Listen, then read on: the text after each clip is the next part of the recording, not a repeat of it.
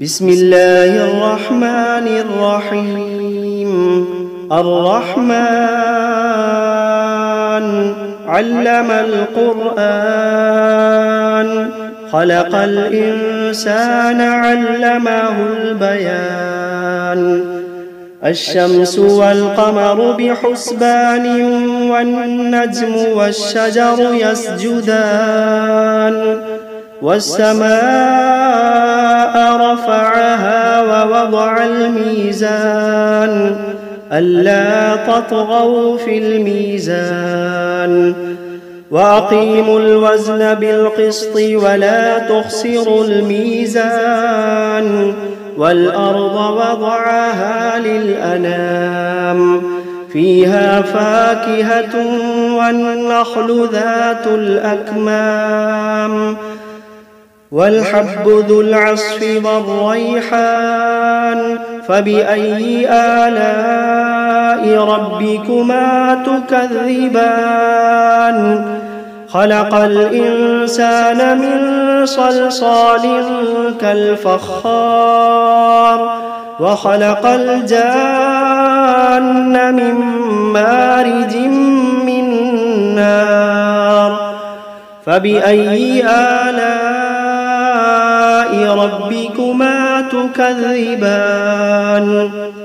رب المشرقين ورب المغربين، فبأي آلاء ربكما تكذبان.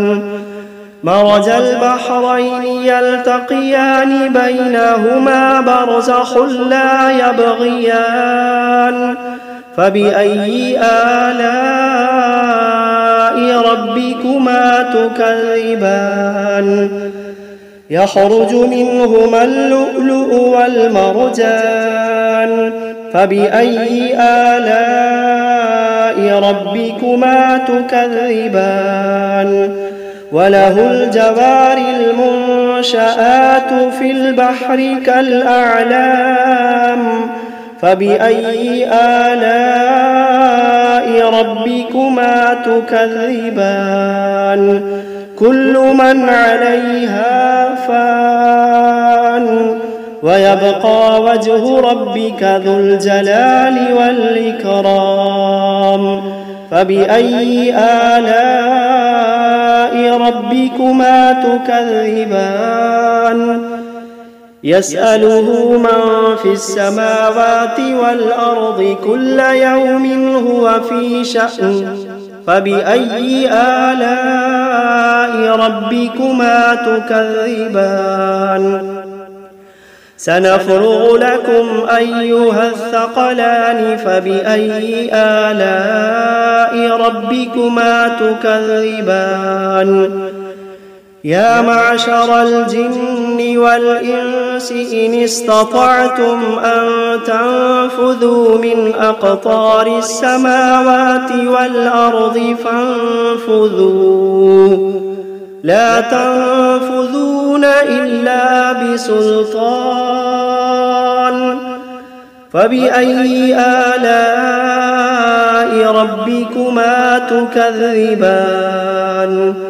يرسل عليكما شواظ من نار ونحاس فلا تنتصران. فبأي آلاء ربكما تكذبان. فإذا انشقت السماء فكانت وردة كالدهان. فبأي آلاء ربكما تكذبان.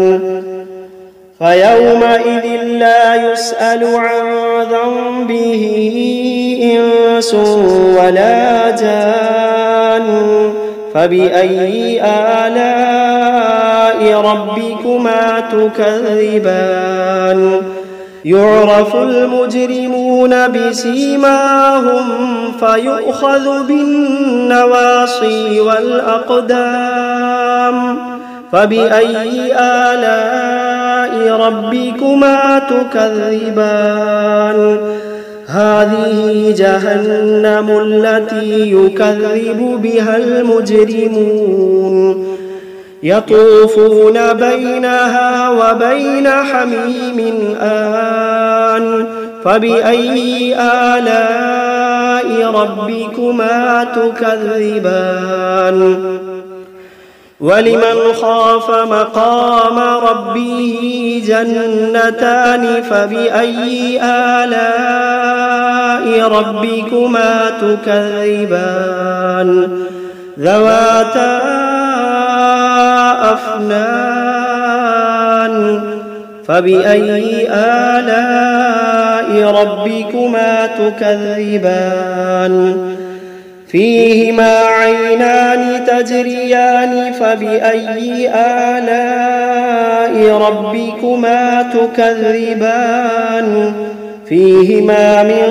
كل فاكهة زوجان فبأي آلاء ربكما تكذبان متكئين على فرش بطائنها من استبرق وجنى الجنتين دان فبأي آلاء ربكما تكذبان فيهن قاصرات الطرف لم يطمثهن إنس قبلهم ولا جان فبأي آلاء ربكما تكذبان كأنهن الياقوت والمرجان فبأي آلاء ربكما تكذبان هل جزاء الإحسان إلا الإحسان فبأي آلاء ربكما تكذبان ومن دونهما جنتان فبأي آلاء ربكما تكذبان مدهامتان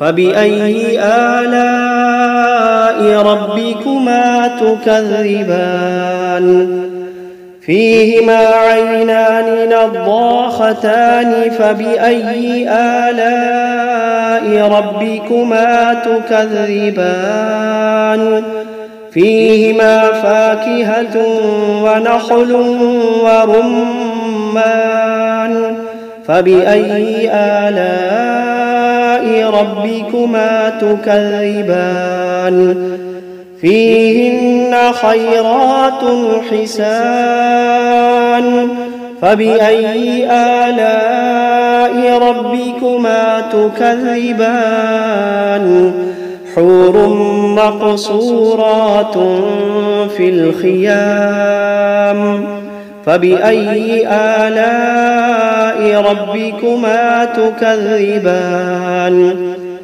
لم يطمثهن إنس قبلهم ولا جان فبأي آلاء ربكما تكذبان متكئين على رفرف خضر وعبقري حسان فبأي آلاء ربكما تكذبان تبارك اسم ربك ذي الجلال والإكرام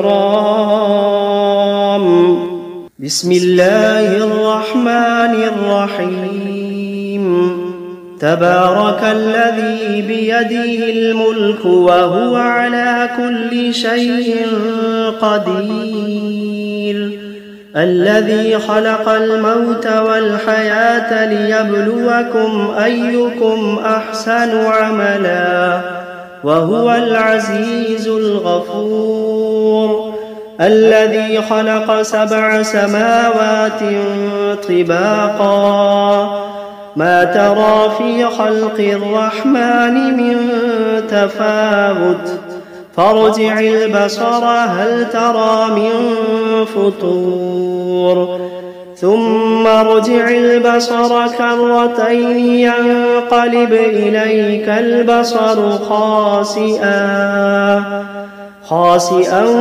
وهو حسير ولقد زينا السماء الدنيا بمصابيح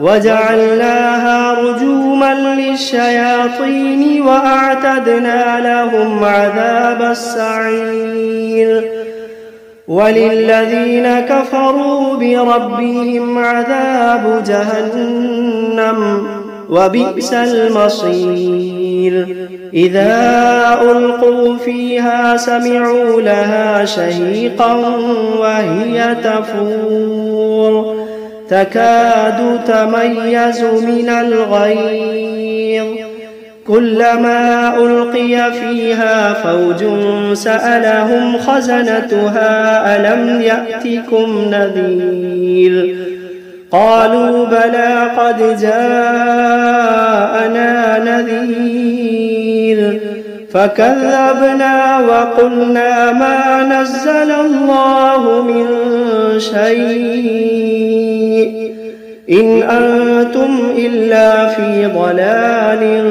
كبير وقالوا لو كنا نسمع أو نعقل ما كنا في أصحاب السعير فاعترفوا بذنبهم فسحقا لأصحاب السعير إن الذين يخشون ربهم بالغيب لهم مغفرة وأجر كبير وأسروا قولكم أو اجهروا به إنه عليم بذات الصدور ألا يعلم من خلق وهو اللطيف الخبير ألا يعلم من خلق وهو اللطيف الخبير هو الذي جعل لكم الأرض ذلولا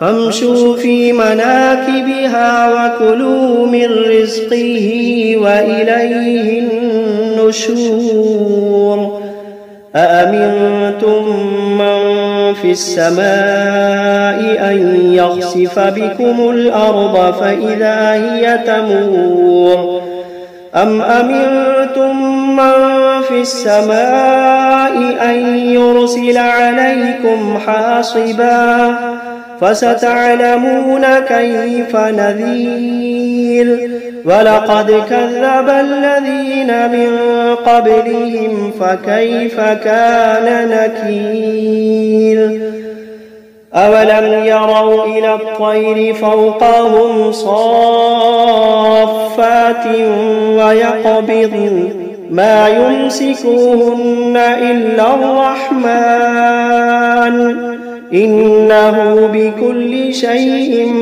بصير أمن هذا الذي هو جند لكم ينصركم من دون الرحمن إن الكافرون إلا في غرور أمن هذا الذي يرزقكم إن أمسك رزقه بل لجوا في عتب ونفور أفمن يمشي مكبا على وجهه أهدى أمن يمشي سويا على صراط مستقيم قل هو الذي أنشأكم وجعل لكم السمع والأبصار والأفئدة قليلا ما تشكرون قل هو الذي ذرأكم في الأرض وإليه تحشرون ويقولون متى هذا الوعد إن كنتم صادقين قل إنما العلم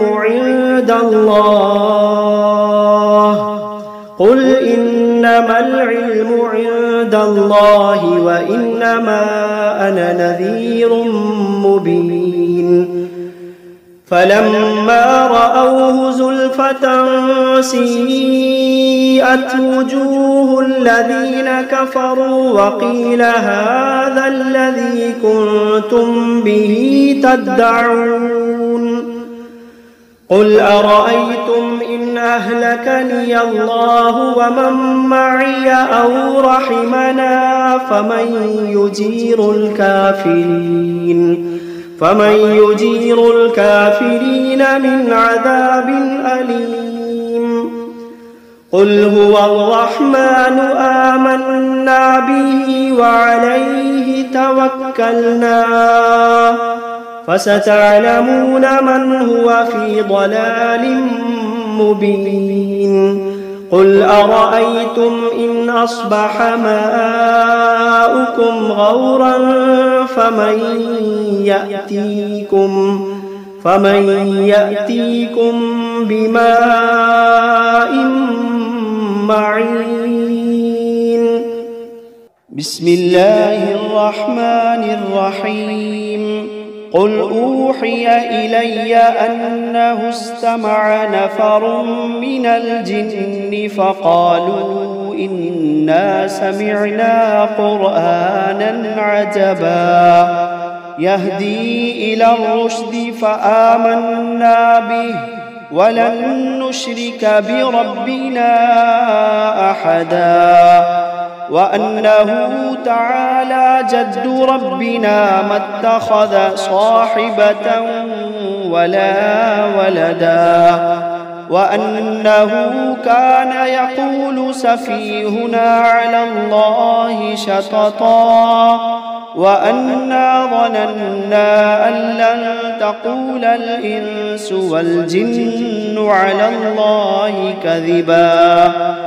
وأنه كان رجال من الإنس يعوذون برجال من الجن فزادوهم رهقا وأنهم ظنوا كما ظننتم أن لن يبعث الله أحدا وأنا لمسنا السماء فوجدناها ملئت حرسا شديدا وشهبا وأنا كنا نقعد منها مقاعد للسمع فمن يستمع الآن يجد له شهابا رصدا وأنا لا ندري أشر أريد بمن في الأرض أم أراد بهم ربهم رشدا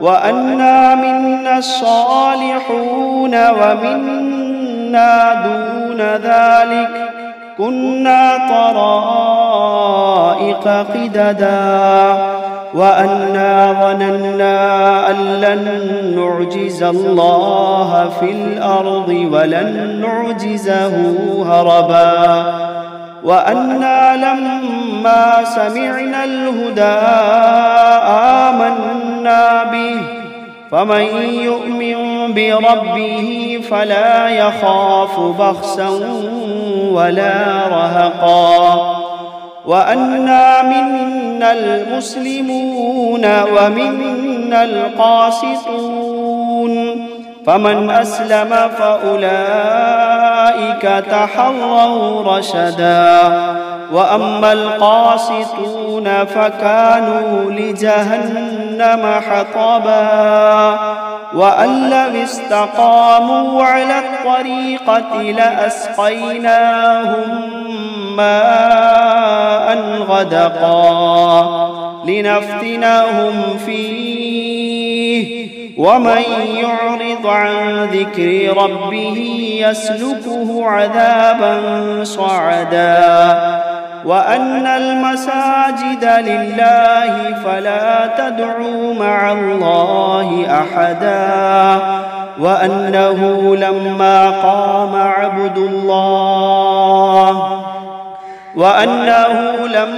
قام عبد الله يدعوه كادوا يكونون عليه لبدا. قل إنما أدعو ربي ولا أشرك به أحدا. قل إني لا أملك لكم ضرا ولا رشدا. قل إني لا أملك لكم ضرا ولا رشدا. قل إني لن يجيرني من الله أحد. قل إني لن يجيرني من الله أحد ولن أجد من دونه ملتحدا إلا بلاغا من الله ورسالاته ومن يعص الله ورسوله فإن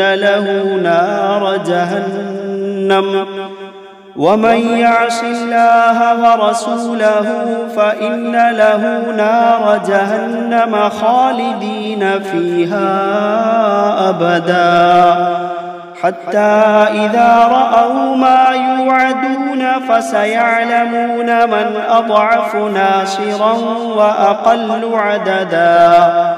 قل إن أدري أقريب ما توعدون أم يجعل له ربي أمدا. عالم الغيب فلا يظهر على غيبه أحدا إلا من ارتضى من رسول فإنه يسلك من بين يديه ومن خلفه رصدا ليعلم أن قد أبلغوا رسالات ربهم وأحاط